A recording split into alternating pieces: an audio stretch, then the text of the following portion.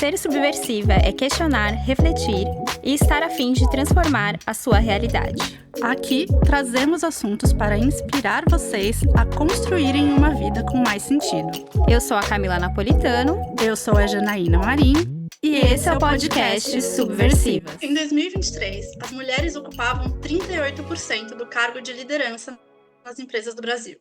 Apesar de ainda ser um número consideravelmente baixo, ele vem crescendo aos poucos, refletindo não só o interesse das mulheres em ocupar posições de lideranças, mas também da pressão social e das políticas públicas que incentivam a igualdade de gênero nas empresas. Hoje, a gente tem o prazer de receber a Jéssica Paraguaçu, fundadora do Mulheres no Comando, para uma conversa inspiradora sobre liderança feminina. Mas antes de começarmos nosso papo, temos um recado nosso para você. A partir desse mês de setembro, nossos episódios passarão a ser quinzenais, sempre com convidadas. A gente decidiu tirar os episódios solos da grade, pois precisamos de mais tempo para focar em outras coisas que queremos construir aqui no podcast. Ou seja, logo teremos novidades.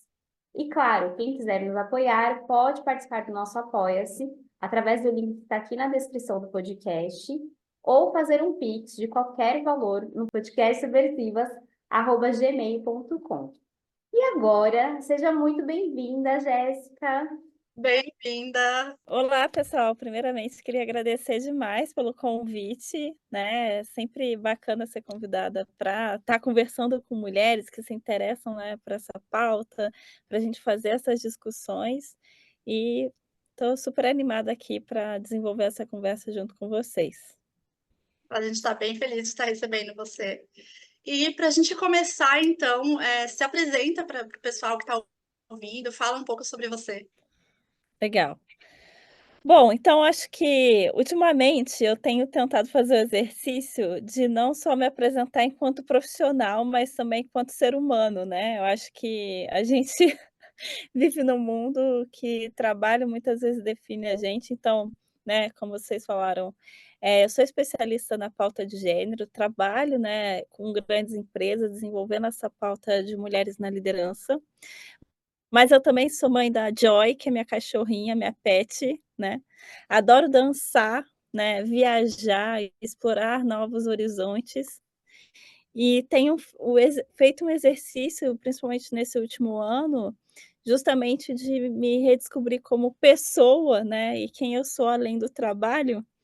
E eu acredito que é um exercício legal, assim, até para trazer para as mulheres nos ouvindo, de que a gente não precisa ser definida pelo nosso trabalho. A gente não devia ser definida pelo nosso trabalho, né? Exatamente, a gente eu tive que ter uns 2 burnout aí na conta para eu para eu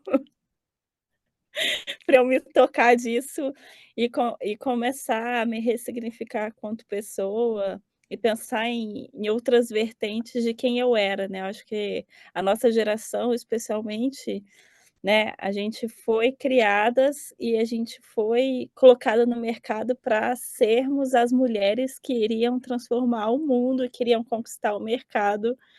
E aí a gente se frustra muito ao perceber que não necessariamente a gente conseguiu avançar com tanto quanto a gente gostaria, né.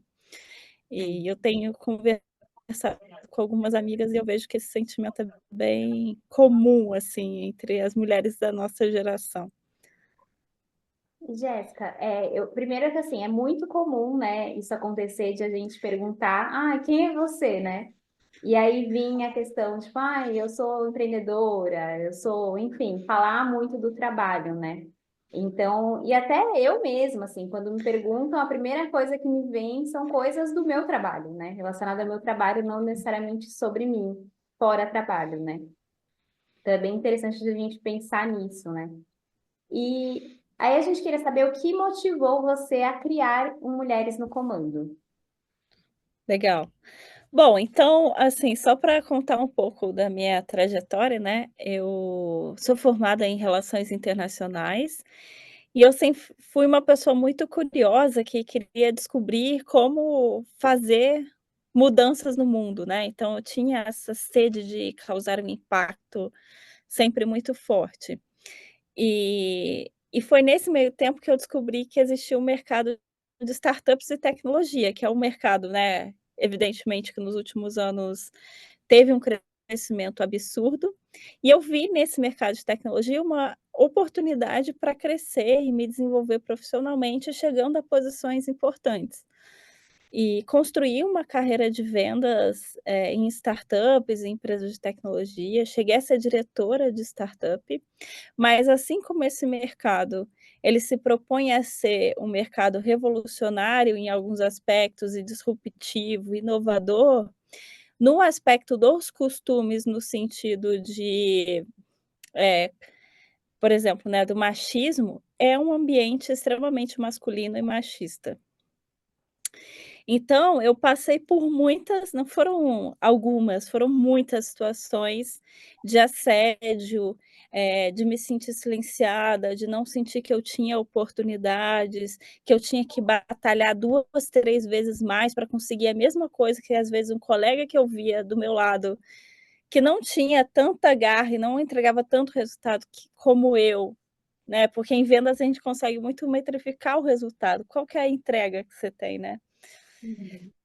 Às vezes os homens eram e eles são, né, avaliados pelo potencial, né, e as mulheres são avaliadas puramente porque elas já produziram e ainda assim com uma desconfiança do tipo: "Ah, será que ela vai dar conta, né, se a gente der um desafio maior para ela?". Foi assim, por exemplo, quando eu quis atingir meu primeiro cargo de liderança. Eu tive que batalhar muito por esse primeiro cargo de liderança. E aí chegou um momento em que eu me via culturalmente muito desconectada desse ambiente, porque eu tinha que me masculinizar e exercer um comportamento muito agressivo, até muitas vezes, para minimamente ser ouvida. E aí, quando eu fui buscar referências de mulheres que estivessem no mesmo lugar que eu estava ou queria estar, foi muito difícil para mim acessar isso. Então, basicamente, o meu objetivo ao criar Mulheres no Comando, mais do que causar um impacto e uma transformação no mundo, foi entender para mim mesma o que eram referências positivas de ser uma mulher no mercado de trabalho que pudesse, superar essas barreiras que eu estava enfrentando no meu dia a dia e que, né, no meu network, eu nas minhas conexões pessoais, eu não consegui enxergar tão claramente esses modelos positivos, vamos dizer assim. Tanto que o primeiro evento do Mulheres no Comando, que aconteceu lá no Clube Itaú, que para quem não sabe é um hub de tecnologia muito relevante aqui em São Paulo, o nome era Mulheres no Comando, o que nunca te disseram sobre chegar ao topo, que era a resposta que eu queria ter, né. O que que eu preciso aprender Aham. para romper essas barreiras e chegar nesse cargo de liderança? Então a motivação da criação do Mulheres no Comando foi essa, mas os 5 anos depois, praticamente, aí eu já tenho outros aprendizados enfim, né, a gente está sempre crescendo e se desenvolvendo, então, que eu também quero compartilhar com vocês e conclusões que eu tirei sobre esse processo, né. Não, não. E uma curiosidade, Mulheres no Comando, você faz palestras nas empresas? Como que funciona de maneira prática? Até para as pessoas saberem também. Então, basicamente, o Mulheres no Comando começou como uma comunidade, né. Então, a gente começou com o evento, e aí depois, a gente começou a empresa em janeiro de 2020. E a gente já tinha tido um primeiro evento, a gente foi ter um segundo evento presencial, e aí veio a pandemia, né. E aí a gente teve que repensar toda a nossa estratégia. E a gente começou a ter mentorias coletivas, que a gente chamava na época, trazendo essas executivas de referência para se conectarem, compartilhar suas vivências, experiências no mercado de trabalho. E a partir disso surgiu o primeiro produto Mulheres no Comando, que era a comunidade, em que as mulheres basicamente, pagavam uma mensalidade para poder ter acesso a esse conteúdo, né, tanto síncrono quanto assíncrono e ter essa participação, e criamos eventos, uma série de benefícios ali para quem fazia parte dessa comunidade. E aí depois, foi meio que natural as empresas começarem a procurar a gente para trazer esse conhecimento e essa troca para dentro das empresas, né. E aí a gente começou um trabalho de tentar construir uma ferramenta em que ajudasse as empresas a superar essas barreiras e aumentar a representatividade em cargos de liderança. Então a gente já trabalhou tanto construindo programas de mentoria interno, quanto fazendo análise sobre igualdade salarial, sobre como a pauta de gênero era percebida internamente. Palestras era tipo assim, acontece, mas não era o nosso foco, né. Quando a gente Aham. foi atuar com as empresas, nosso foco era ajudar as empresas nessa transição cultural para que a representatividade de mulheres fosse uma realidade. Porque um dos aprendizados que eu falei que eu tive, que inclusive eu acho que ainda é um discurso que se tem muito nesse meio e que a gente precisa ressignificar isso, é que as mulheres que precisam ser ajudadas para chegar lá, quando na verdade é a cultura das empresas que precisa se adequar à à forma com que as mulheres atuam no mundo, né. E aí a gente tem uma série de barreiras que impedem isso, né. A maternidade é ali o marcador da vida da mulher que acaba impactando muito. Então, ano passado, por exemplo, quem ganhou o Nobel de Economia, a pesquisadora que ganhou foi justamente a pessoa que falou sobre os impactos na maternidade em termos financeiros, em termos, né, de que faz justamente esse corte na carreira das mulheres. Então, se a gente quiser ter uma empresa que realmente tenha equidade, não necessariamente igualdade, mas equidade, a gente precisa transformar as regras do jogo. E aí a gente chega no ponto que é a minha crítica, que eu acho que o mercado não está tão preparado para isso, mas é o trabalho que a gente se propõe a fazer, trazer essa discussão. Sim. Eu acho que é muito importante esse ponto que você levantou, Jéssica, porque ainda mais a gente vive uma sociedade hoje que internaliza muito, individualiza muito as responsabilidades. Então, a gente vê o discurso, nesse caso, né, nesse contexto, se a mulher quer crescer dentro da empresa, se ela quer alcançar um grande cargo, ela que tem que se desenvolver. Vai trabalhar as suas social skills, vai tirar os seus certificados, mentoria, nananã.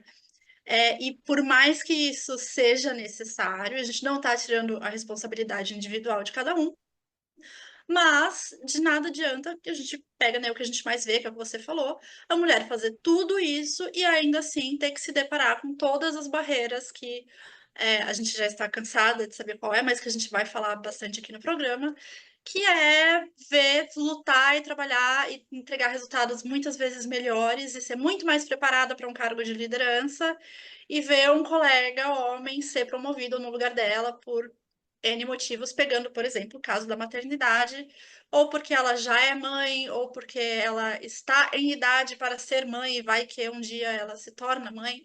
Então é importante a gente colocar esse ponto de que, assim como muitas outras pautas que a gente traz aqui no programa, não é uma questão só individual, a gente precisa de uma mudança social. E aí eu ia perguntar para você, assim, a gente sabe que as empresas hoje elas não estão preparadas para oferecer realmente um ambiente corporativo que ofereça equidade, ok? Mas elas estão dispostas a trabalhar para chegar nisso? Eu imagino que as empresas que contratam você, muito provavelmente sim, mas eu fico imaginando se não tem também uma contratação para mostrar que eu estou fazendo, mas que aí na prática não acontece muita coisa. Como que tem sido a sua percepção com relação a isso? Inclusive, assim, eu não sei se vocês viram, mas recentemente eu escrevi um texto, porque eu, né, como formada em relações internacionais, eu tenho uma tendência de avaliar as questões, não só desse aspecto individual, como você está trazendo, mas principalmente de um aspecto, inclusive global, né, que é minha informação e sistêmico do que está acontecendo para a gente entender um pouco melhor.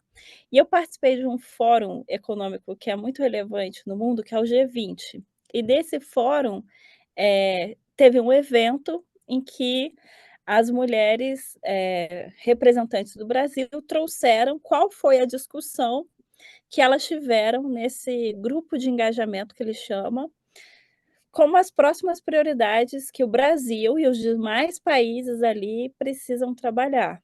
E um outro grupo que também trouxe os insights do que estava sendo a discussão é o B20, que é o grupo de engajamento que fala dessas transações entre empresas. Inclusive, tem uma representante específica das empresas lá, como se fosse uma delegada desse grupo de engajamento, que é designada para discutir as questões de diversidade e inclusão, tá.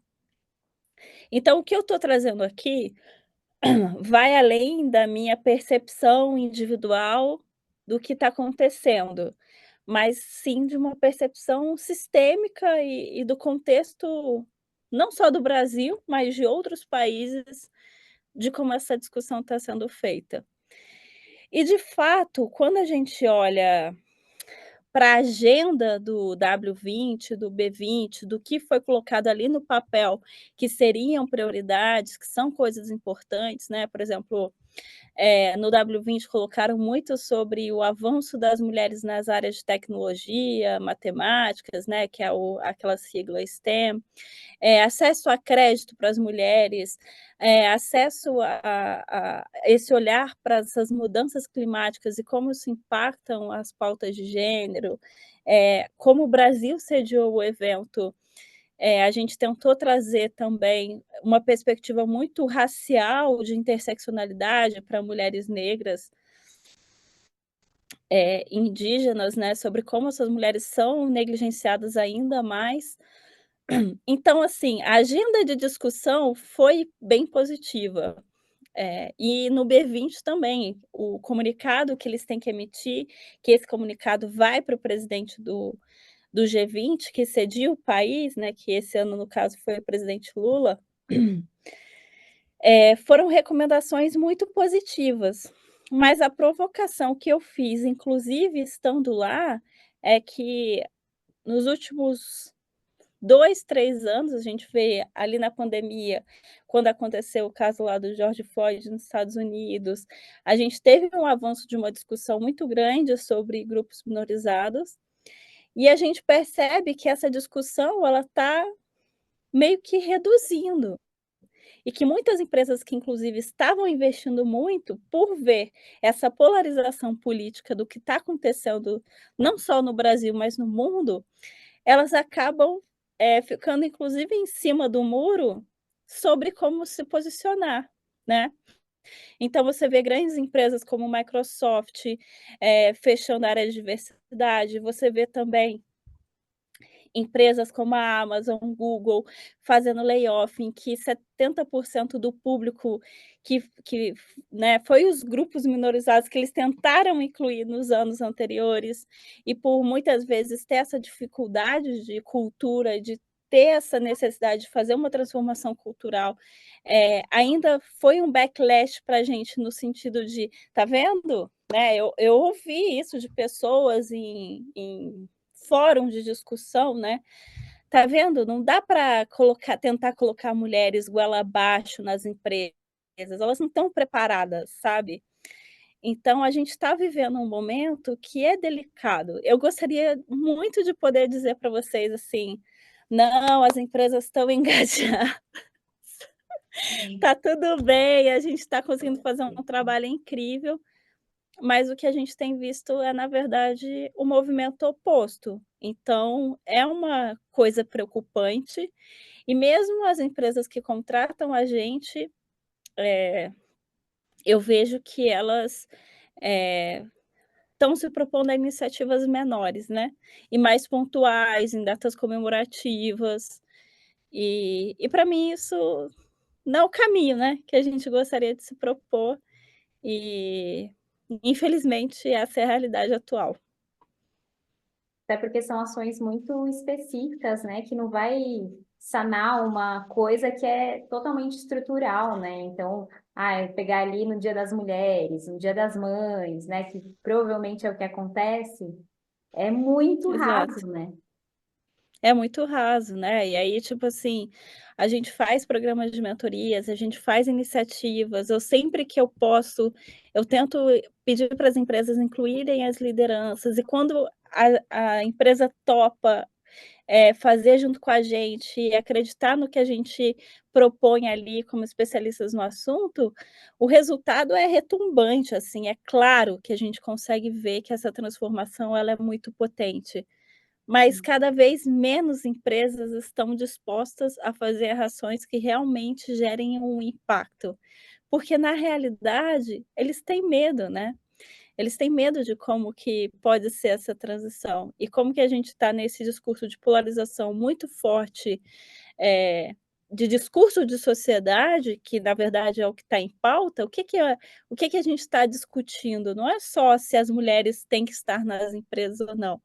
A gente está pautando que tipo de sociedade que a gente quer, né. Então a gente teve um progresso muito forte e historicamente a gente sabe que quando a gente tem um movimento de progresso muito grande, esse movimento de tentar segurar esse progresso, muitas vezes até retroceder algumas casinhas, né, a gente, na minha leitura ali, não só como uma empresária olhando para a pauta de gênero, mas como analista política, olhando para o cenário do mundo, não só do Brasil, tá, gente? Eu Sim, vejo que a gente está enfrentando essa discussão nesse momento.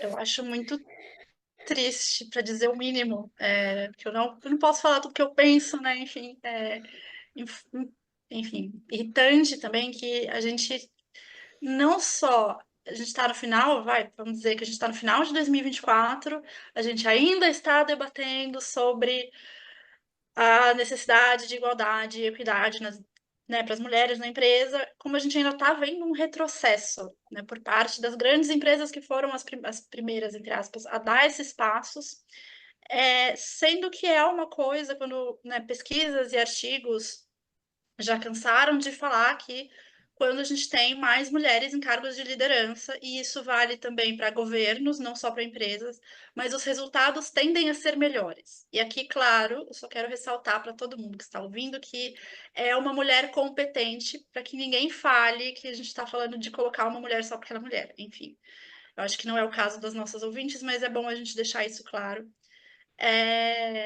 O faturamento aumenta, o engajamento com a equipe aumenta, os funcionários tendem a ter mais proximidade, tendem a ter mais qualidade no trabalho.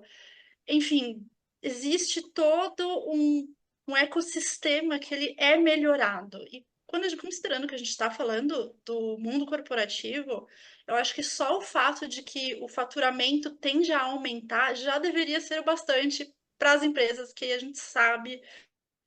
Só é isso que importa. No mundo de hoje, cara, o faturamento aumentou, os sócios, os diretores, os investidores estão ganhando mais. É isso, todo mundo devia estar feliz.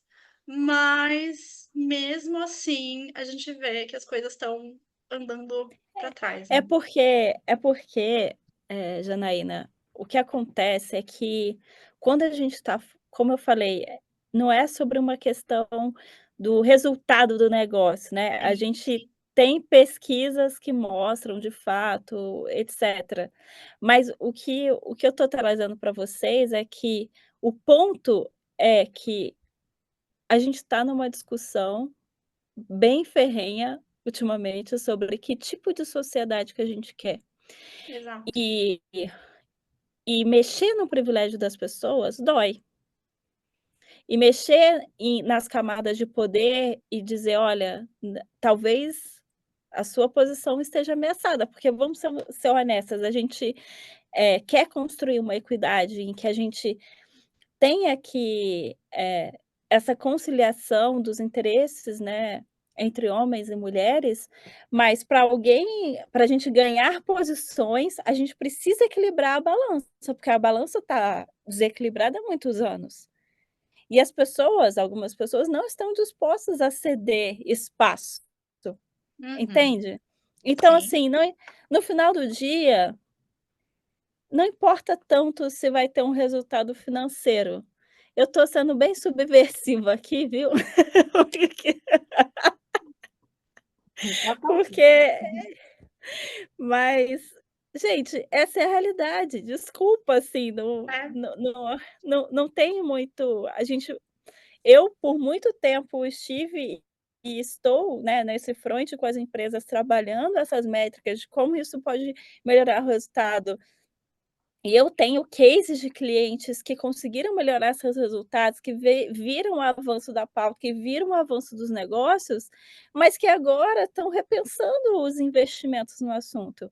Então, assim, não é sobre o resultado que a gente conseguiu gerar com isso, não é sobre, é sobre uma outra coisa que a gente tem que se tocar, que faz parte de uma discussão. E eu acho que do nosso lado, nós que estamos nessa busca de avançar, né, a gente acaba sendo sempre muito polido ao falar as coisas, né, trazer as coisas de uma forma muito tranquila e etcétera. E às vezes a gente tem que falar a real, né. Sim, sim, sim. Então É estão muito me mais sobre pegando poder do que sobre resultados, né? Sobre perda de privilégios. E é isso.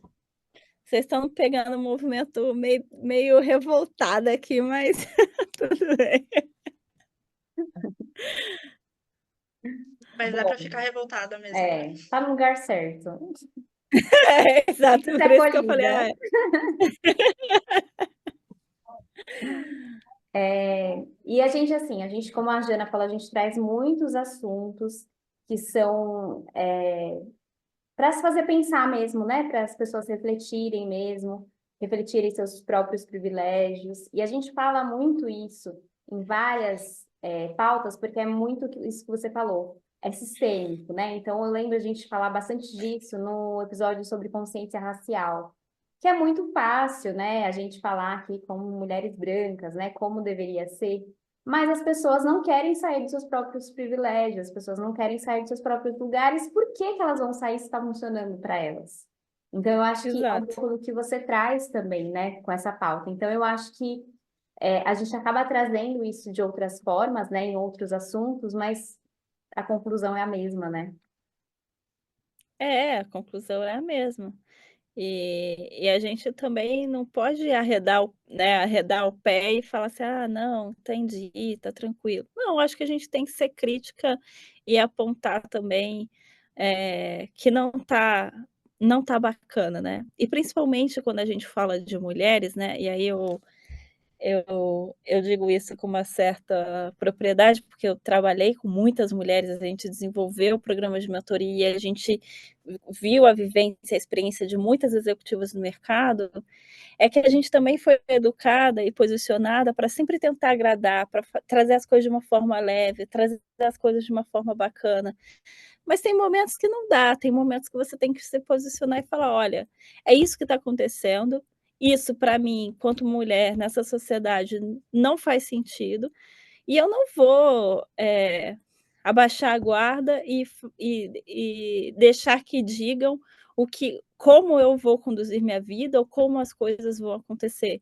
Eu vejo nas redes sociais, assim, né, a gente vê um movimento inclusive de mulheres conservadoras crescendo muito, né, aquele movimento das thread wives, de mostrando como ser uma mulher conservadora e que é temente a Deus e etcétera, e todo aquele estereótipo que a gente vê, tentando trazer uma narrativa de que, ai, o lugar da mulher de fato é na família, e as feministas tentaram transformar isso, e olha como tá fazendo mal para nossa sociedade. Enfim, são discursos, assim, muito perigosos que eu olho com bastante preocupação, sabe. Sim. Sim.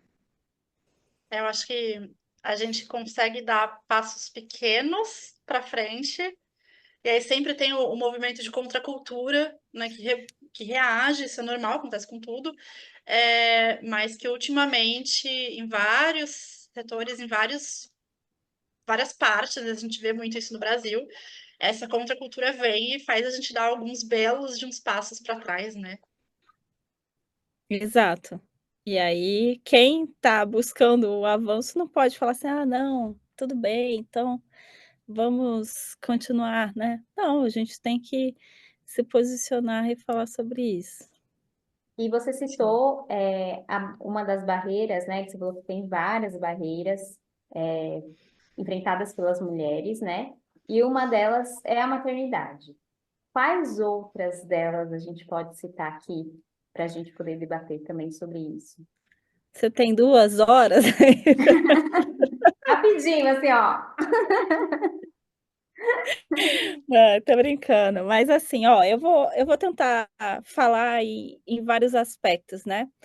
Sim. O primeiro ponto é que, assim, não dá pra gente ressignificar o papel da mulher no mercado de trabalho, se a gente não ressignificar esse projeto de sociedade mesmo, como eu estava falando, né. Então, hoje as mulheres, elas estão sofrendo, né, existem várias pesquisas que mostram que as mulheres tendem a ter mais burnout do que os homens, porque a gente não só tem que ser o nosso melhor e dar 120% no trabalho, mas a gente também tem que ser uma mãe excelente, a gente tem que ser uma esposa excelente, a gente tem que cuidar dos nossos pais e familiares.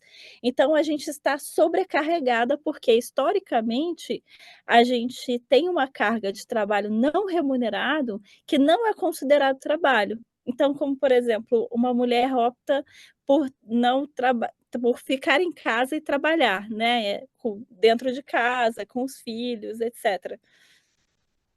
Ela o que se comenta é tipo assim: "Ai, a minha esposa não trabalha, ela é do lar", né. Sim. Então, as mulheres são economicamente exploradas nesse sistema, vamos dizer assim, e aquilo não é considerado trabalho. Então, se você fica em casa, cuida da casa, da família, etcétera, você hoje em dia é meio considerada uma encostada, né. Você está sendo bancada ali para você estar ali. E aí até é curioso, porque algumas pessoas se apropriam do discurso de igualdade para falar: "Não, aqui a gente tem que dividir a conta, a gente tem que dividir as contas da casa", mas sem entender que existe todo um contexto social para a gente fazer essa transformação, né.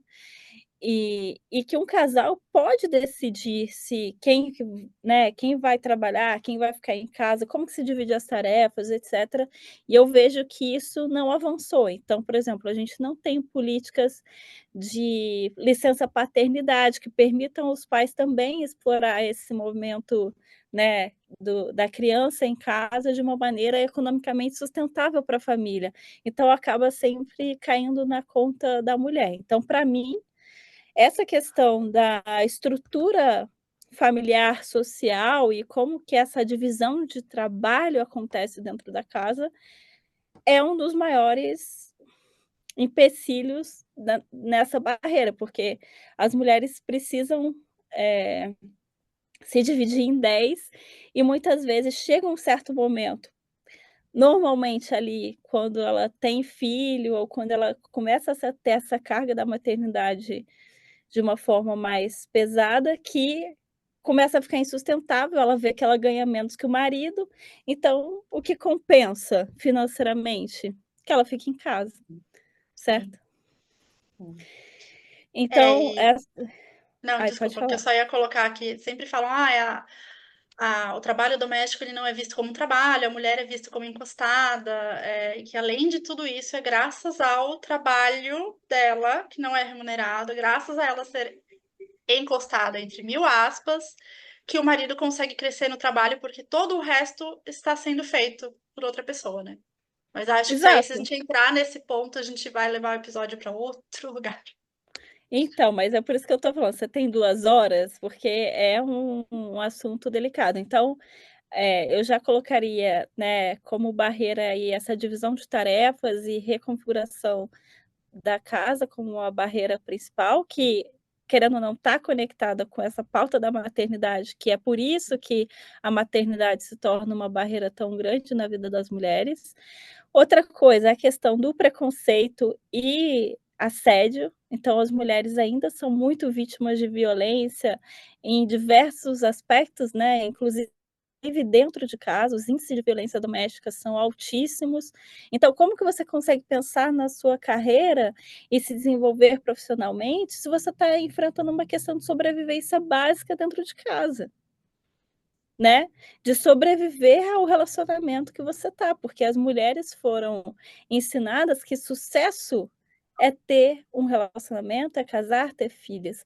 E mesmo que você tenha sucesso profissional, você ainda não vai ser validada pela sociedade se você não tiver esses outros aspectos. Isso mantém, inclusive, as mulheres em relacionamentos tóxicos e abusivos que vão impactar a vida e a carreira dela, né. Sim.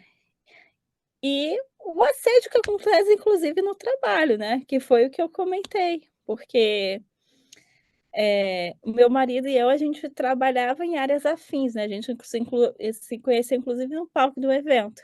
Então, pra ele navegava em ambientes que eu não conseguia navegar, porque eu era tão assediada e passava por tantas questões que eu não conseguia estar naqueles ambientes, certo? Então, não é só uma questão de: "Ah, eu não tenho o mesmo conhecimento que eles, técnico sobre determinado assunto", às vezes eu tenho, mas eu não estou no barzinho lá, tomando cerveja com os caras que tomam a decisão do dinheiro e que fecham o negócio por broderagem, Aham.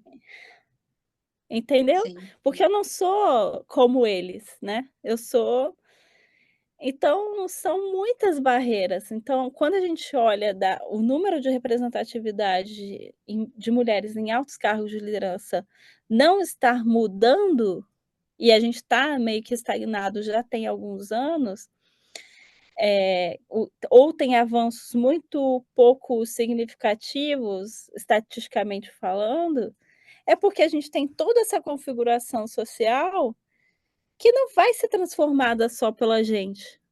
Né, porque no final a gente está aqui discutindo sobre todos esses problemas, e nos fóruns do Mulheres no Comando quase sempre a discussão tá entre mulheres, né, e aí a gente precisa incluir os homens na conversa no sentido de ressignificar também essa participação e esse papel.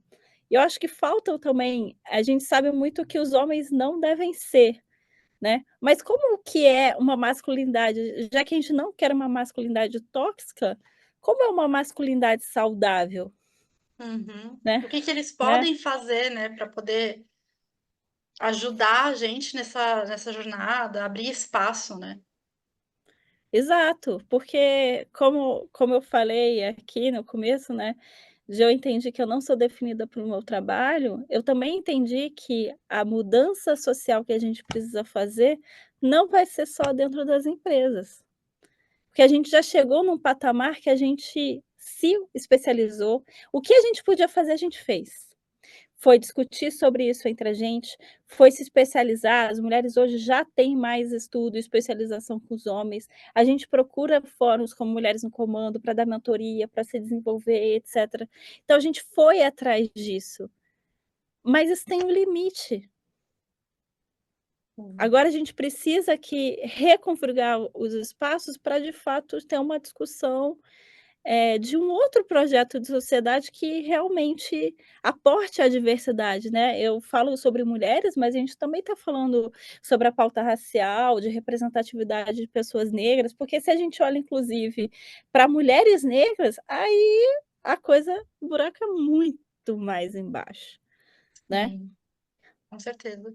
E aí a gente volta de novo naquela questão que é: para que que os homens vão querer falar disso se é eles que estão lá, né? Sair desse privilégio, né? Por quê? Por que que é interessante? Então, sim, a gente precisa trazer eles para perto, mas eu acho que volta um pouquinho naquela questão do privilégio que você trouxe antes, né? Então, não é. Para que Não é eles vão fácil. querer? Não é fácil, realmente, né? Então, eu acho que são coisas para se pensar, e é uma coisa bem legal que tem alguns homens que nos ouvem, Então, eu acho que isso é interessante também, porque o podcast é feito para mulheres e por mulheres, mas sempre tem um homem que ouve, dá um feedback. Então, eu acho que é bem pouco, mas tem alguns que estão vindo, sabe? Por mais Sim. que, assim, perto do 100% é muito pouco mesmo. Mas realmente a gente precisa de todo mundo, na real, né? Exato, e uma coisa que eu, né, eu sou casada, e aí, por exemplo, eu escuto, né, obviamente eu leio Simone de Beauvoir, leio Bell Hooks, Angela Davis, então minha filha, eu tenho dentro de mim aqui todos todas as armas para falar: "Caramba, tá vendo como você é tóxico, como você é abusivo", e aí a gente fica até um pouco na defensiva de se relacionar enquanto mulheres Sim. hétero, né. Vamos ser sinceros, a instituição mulher hétero tá Difícil, é difícil. Querido. e aí eu fico brincando com as minhas amigas: "Gente, se nada der certo, a gente cria uma vilinha que a gente, né, tem os cases ali separados, mas a convivência é mútua". Sim. Mas não é essa a resposta, né, eu acredito. E junto com o Thiago, que é o meu marido, a gente no nosso próprio relacionamento tem procurado ressignificar.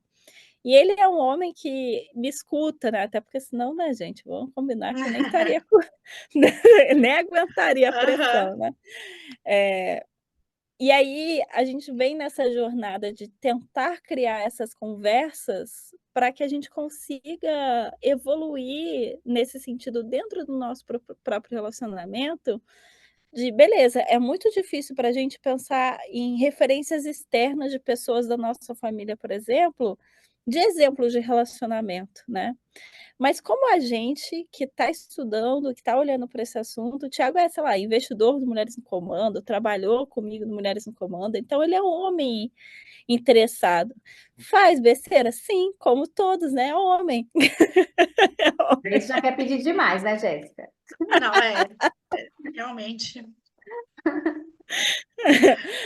Mas só dele Mas, já estar tentando e estar se esforçando, gente, merece um prêmio. é isso, né, o cara que faz o mínimo merece um prêmio, Que é esse horror. nível. É, a régua tá muito baixa, a régua tá muito baixa. Exato. Então, a gente está até conversando de construir um projeto da gente trazer esses insights, esses aprendizados que a gente está tendo, né. É possível ter relacionamento saudáveis? Como que isso pode impactar na lógica? E aí ele traz esses aprendizados junto comigo para as empresas que ele trabalha, e ele vê esse resultado muito potente. E aí quando ele compartilha isso, por exemplo, com outros homens, ele fala: "Nossa, nunca tinha parado para pensar", porque uma coisa é eu falar, né, uma mulher falando: "Ai, vocês têm que incluir as mulheres". Outra coisa é um homem falando: "A gente deveria incluir mais mulheres". Entende? Então a gente precisa construir essa discussão com aliados, claro, trazendo as questões, entendendo que eles estão em uma posição de privilégio, porque isso é importante a gente sempre pautar e mencionar, mas que a gente precisa desses aliados para ir fazendo essa abertura e trazendo essas conexões e ressignificações de como a gente enxerga tudo, né, os relacionamentos, o trabalho, as dinâmicas. Então, assim, eu acredito que tem esperança. Não é fácil, mas eu acho que dá para construir um caminho. É aquilo, esperança é a última que morre, né. Se a gente não tivesse esperança, era mais fácil fechar as portas e fazer outra coisa, porque, acho que é aquilo, né, ser mulher é um ato político, então a gente não tem outra escolha se não ter esperança e agir em cima dela, né. E aí você citou um momento, né, sobre interseccionalidade, a importância da gente olhar para isso nas empresas e também nas nossas próprias vidas, claro. E aí eu queria que você falasse um pouquinho sobre isso, porque você já teve bastante experiência disso, acredito, no Mulheres no Comando, no seu trabalho. Como que tem sido isso para o mercado de trabalho mesmo, para a liderança feminina? Como eu comentei, né, acho que a interseccionalidade, ela é uma discussão extremamente necessária, e eu acho que a gente sempre, enquanto mulheres brancas, que a gente for pautar, a gente precisa trazer esse assunto para a mesa, e não, passar o pano e falar: "Olha, isso aqui existe, mas está tudo bem", sabe. Porque inclusive nesse evento do G20 que eu fui, eh em termos até de mulheres negras, tinha uma representatividade legal, mas, por exemplo, mulheres indígenas tinha apenas uma, e ela fez questão de ressaltar que ela era a única mulher indígena naquele fórum, né. Então, quando a gente olha, por exemplo, né, Angela Davis, a Bell Hooks, a Sueli Carneiro, que são, nomes muito fortes que vão trazer essa pauta da interseccionalidade e a importância disso para a discussão da pauta de mulheres e de gênero, a gente vê que a gente precisa estar nesse lugar de aliadas, né. Então a gente falou muito da necessidade da gente trazer os homens para a conversa, mas também de se preocupar com: "Beleza, o que que eu, como mulher branca, posso fazer para incluir e ter essa preocupação constante na minha vida de trazer essas mulheres junto comigo?". Então, o que eu, Jéssica, faço, né? Eu não faço eventos ou iniciativas do Mulheres no Comando em que eu não tenha inclusão de mulheres negras, em que eu não tenha inclusão de mulheres LGBT, ou mulheres trans. Então, tem sempre essa preocupação na interseccionalidade de trazer representantes, porque o ser mulher, ele também é diverso, né? Então, a gente não é uma caixinha preta que os meus interesses são diferentes dos interesses das mulheres que estão, inclusive, na periferia, por exemplo, mulheres negras que moram na periferia. Muitas vezes coisas que já são garantidas para mim, que para mim já são pautas ultrapassadas, para ela ainda está olhando, né, na pirâmide de Maslow lá, ela ainda está olhando para a sobrevivência, Sim. né. Então a gente tem que pautar o avanço do que a gente precisa para maior representatividade, mas a gente não pode esquecer de que a gente tem um atravessamento, principalmente no Brasil, dessa pauta racial, que são os 2 atravessamentos que mais definem a posição de uma pessoa na sociedade, né, que é raça e gênero. E infelizmente não dá para pagar 400 anos de escravidão no Brasil. E até porque no Brasil é muito difícil essa questão da identidade, né, porque, por exemplo, quando eu conheci a Jennifer, o nome dela, né, que é uma mulher indígena que mora em comunidade e tudo, eu falei para ela que uma coisa que me machuca muito é que, por exemplo, meu sobrenome é Paraguaçu, e eu sei que eu tenho uma origem e um histórico indígena, mas eu não sei nada sobre isso. Eu não sei da onde minha família vem, eu não sei por que que esse sobrenome Paraguaçu é assim, porque teve um apagamento histórico muito forte. Do lado da minha mãe, por exemplo, eu sei que minha bisavó, na verdade minha tataravó, ela foi escrava até os 14 anos de idade. Então quando eu estou pautando e buscando a equidade para essas mulheres também, eu não estou buscando a equidade só para mim, né, só para olhando como mulher branca, eu estou falando das minhas ancestrais, que sofreram estupros, que passaram por situações que fizeram que hoje, me olhando aqui visualmente, eu seja considerada uma mulher branca, mas, o que que eu trago da minha ancestralidade que fez com que a gente chegasse nesse cenário? Eu não posso esquecer da onde eu vim também, né, como Paraguaçu eu sou, Paraguaçu é a indígena mais conhecida da história, né, e é uma história, assim, muito de dominação, de colocarem esse nome, nela e da Catarina Paraguaçu, né, e de colonização, então, é uma questão muito complexa, né. E uma coisa que eu tenho dito, que eu acho que é um aspecto positivo dessa construção da interseccionalidade, e a gente fala muito da sororidade, esse poder de transformação, de cura, inclusive, dessas conexões femininas, né, que a gente não tem muitas vezes esse acolhimento na sociedade, por N questões que a gente já elaborou bastante aqui, mas que entre a gente precisa poder acolher e empoderar essas pessoas que podem estar e provavelmente estão numa posição em termos de privilégio, né, em desvantagem em relação ao que nós estamos. A gente Sim. gosta bastante de trazer essa questão por aqui, porque eu acho que quando a gente fala sobre um assunto, a gente costuma ver do nosso ângulo, né? E é tão importante a gente pensar que existem outras formas de ver, outras formas de viver.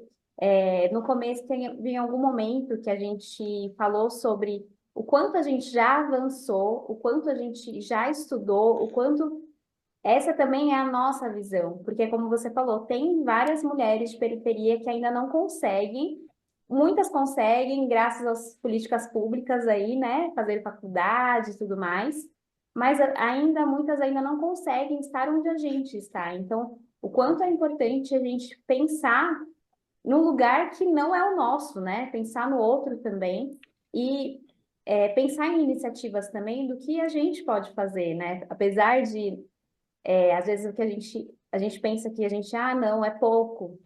Será que é pouco, né? Será que a gente não pode, sei lá, tá fazendo uma roda de conversa, chama outras mulheres para participar, né? Mulheres negras, indígenas, enfim. Então, é bem importante essa discussão, né, por aqui. E eu acho que uma quer ver que eu acho que um aprendizado que para mim foi até recentemente que aconteceu, né, uma empresa me contratou para fazer um programa de desenvolvimento de liderança para um público que eram, né, operárias, assim, né, vamos dizer assim, são pessoas que não estão em cargos de liderança em áreas administrativas da empresa. E o perfil demográfico dessas mulheres era muito de mulheres negras, e que enfrentavam desafios muito diferentes do que eu enfrento, por exemplo.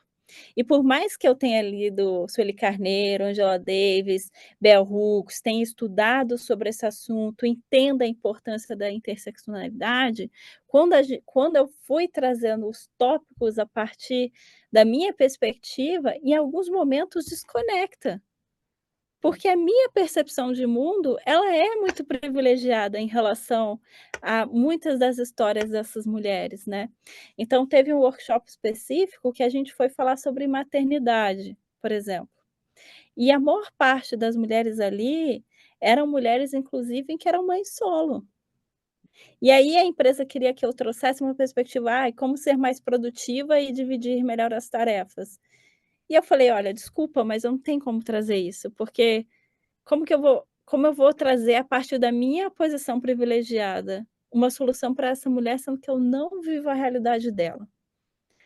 E aí o que eu fiz foi justamente transformar esse lugar do workshop em um fórum para a gente pensar e discutir como era essa experiência de ser, né, mãe, no cenário e no contexto que elas eram mães, e o que elas trouxeram de aprendizados para elas poderem se comunicar e se ajudar nesse lugar, né. E para mim foi inclusive eu fiquei incomodada de estar nesse lugar de privilégio em relação a elas e, tipo assim, não saber o que dizer. Eu vou falar o quê? "Ai, não, você", a pessoa muitas vezes nem sabe, não tem familiares próximos que podem ficar com a criança, não tem condições de bancar uma pessoa para ajudar ela nessas condições. Então o que que eu vou falar para essa pessoa? O filho ficou doente, ela não tem com quem ficar o filho. Aí o que que eu proponho para ela? Tipo: "Ah, deixa seu filho doente?". Sim. Falta no trabalho, perde emprego, é complicado, né?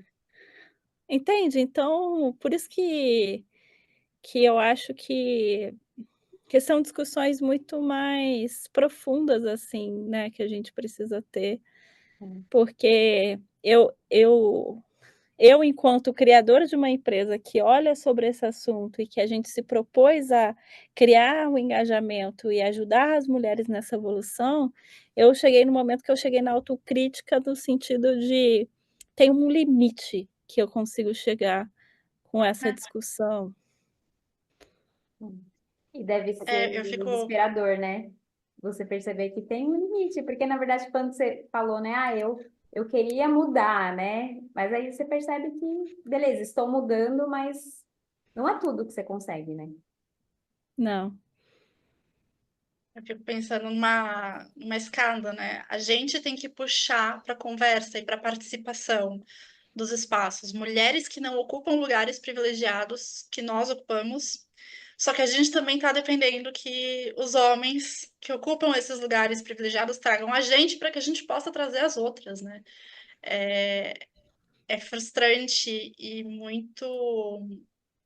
Como que é a palavra?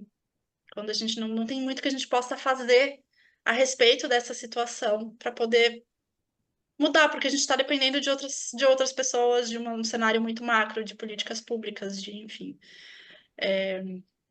frustrante. Mas É, pelo menos a gente consegue saber que a gente, né, a gente faz o que a gente consegue, né, o que é possível dentro dos nossos privilégios. exato, eu acho que para mim, uma resposta ao que eu estou vivendo é isso.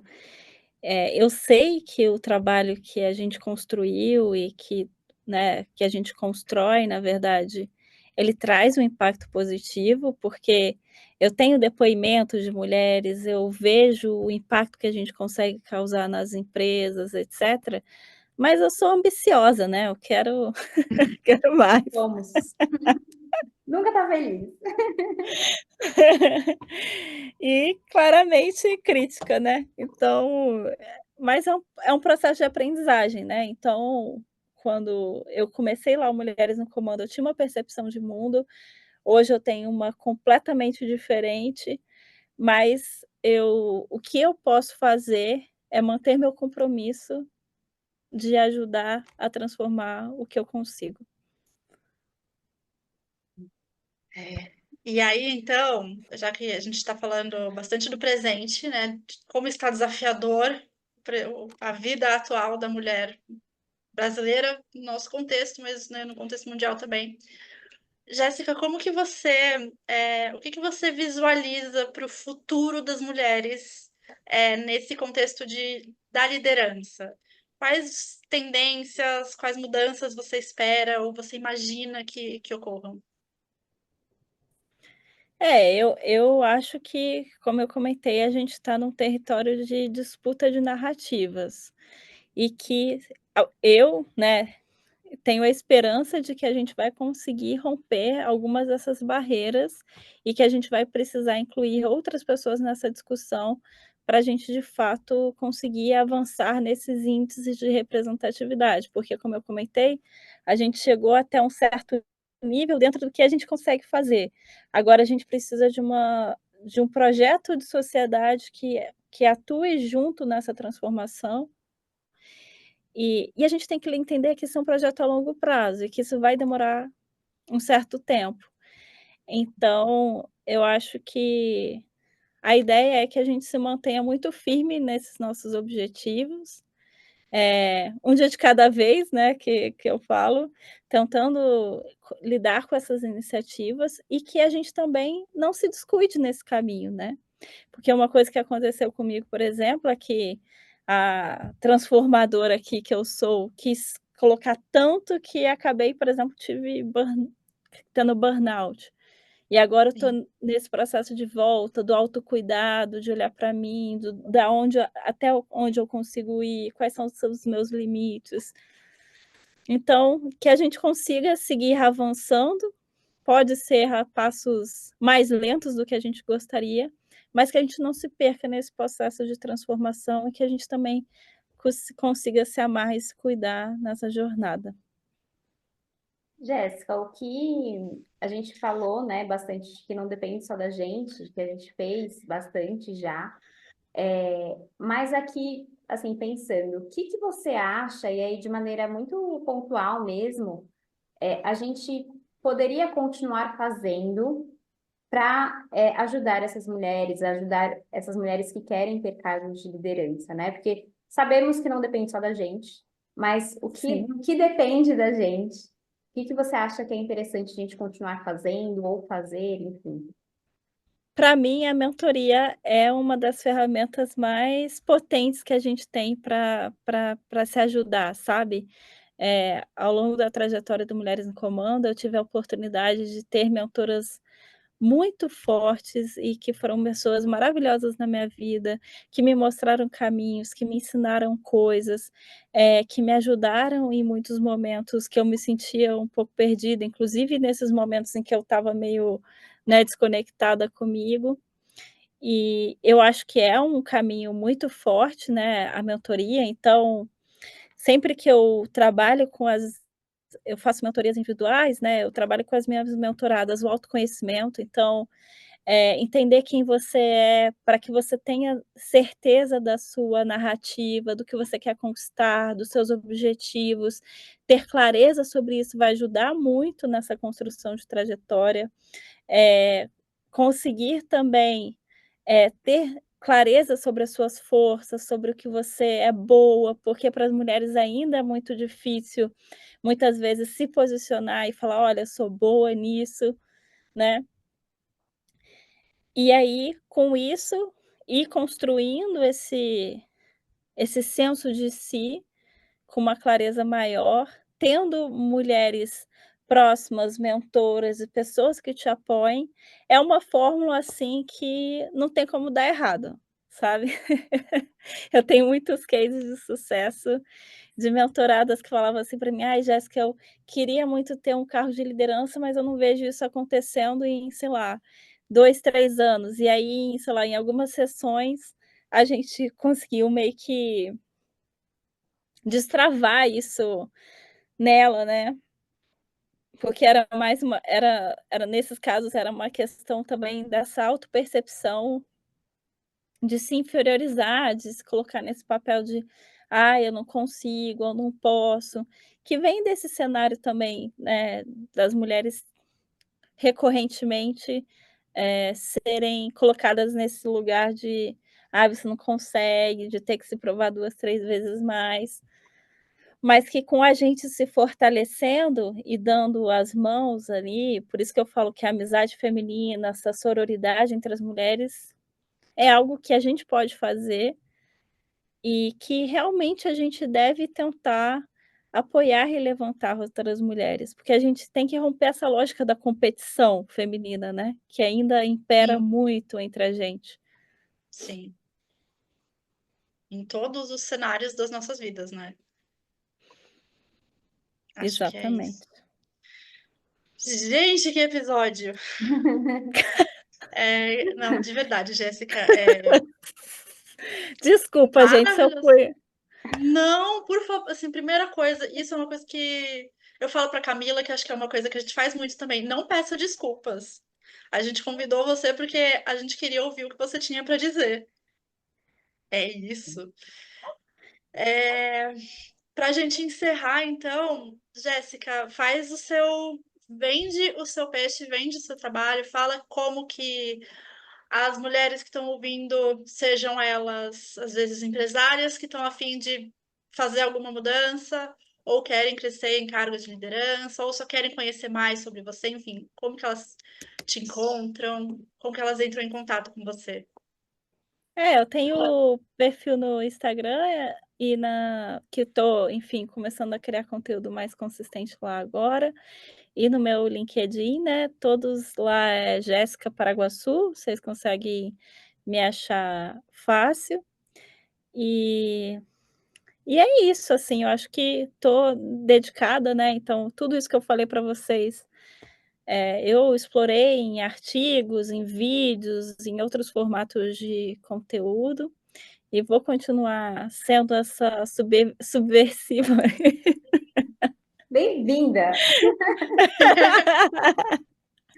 de trazer assuntos desconfortáveis para a mesa, que nem sempre é o que a gente gostaria de estar falando e discutindo, mas eu sou uma pessoa que eu sou muito fiel às coisas que eu acredito, sabe. Então, eh, se forem me convidar para falar o que gostariam que eu dissesse, também nem sei se eu vou estar lá, porque eu sou É eu isso.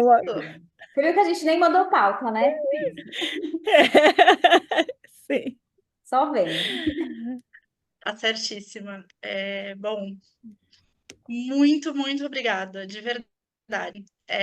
Foi um episódio incrível. Eu tenho certeza que vai impactar muito os nossos ouvintes e espero que impacte os ouvintes também, que em média 25% da nossa audiência é masculina. Que Então, legal. né? É, Obrigada. Eu tô meio sem palavras até. Obrigada para quem escutou a gente até aqui e a gente se Se vê no vocês acharem que alguma parte ficou muito dramática, se vocês quiserem editar também, por mim tá tranquilo, viu. Tá tranquila, tá tudo certo. Tá. Muito Não vai ser. obrigada. Muito obrigada por É ter isso. participado, obrigada para quem ouviu até aqui. E é isso. Tá bom. A gente se Obrigada, vê. pessoal, e estamos juntas. Um beijo. Um beijo.